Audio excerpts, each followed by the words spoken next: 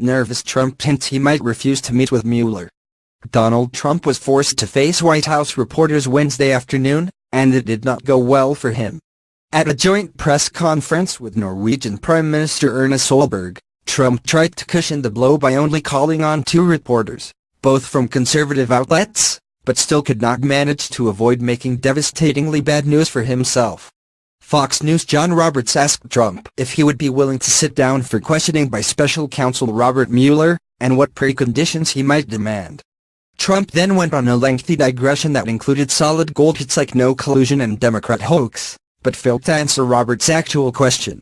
Roberts followed up that embarrassment by asking Trump to answer the actual question, which turned out to be that Trump don't he actually think he'll submit to the interview. After all, Roberts, are you open to meeting with him?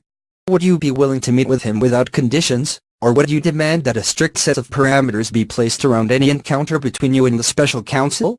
Trump: well, again, John, there has been no collusion between the Trump campaign and Russians, or Trump and Russians. No collusion.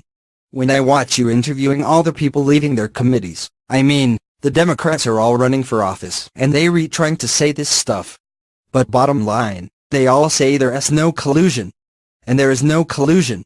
And when you talk about interviews, Hillary Clinton had an interview where she wasn't sworn in, she wasn't given the oath, they didn't take notes, they didn't record, and it was done on the 4th of July weekend. That is perhaps ridiculous, and a lot of people looked upon that as being a very serious breach, and it really was. But again, I'll speak to attorneys. I can only say this, there was absolutely no collusion. Everybody knows it. Every committee I've been in office now for 11 months. For 11 months, they've had this phony cloud over this administration, over our government, and it has hurt our government. It does hurt our government. It has a Democrat hoax that was brought up as an excuse for losing an election that, frankly, the Democrats should have won because they have such a tremendous advantage in the Electoral College. So it was brought up for that reason. But it has been determined that there is no collusion, by virtually everybody, so we'll see what happens. Roberts: but again, would you be open to? Trump: we'll see what happens. I mean, certainly I'll see what happens.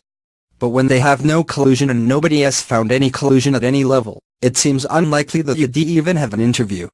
Trump appears to be laying the groundwork to refuse the interview based on some sort of dubious legal argument, as well as his own false sense of indignation at even being asked.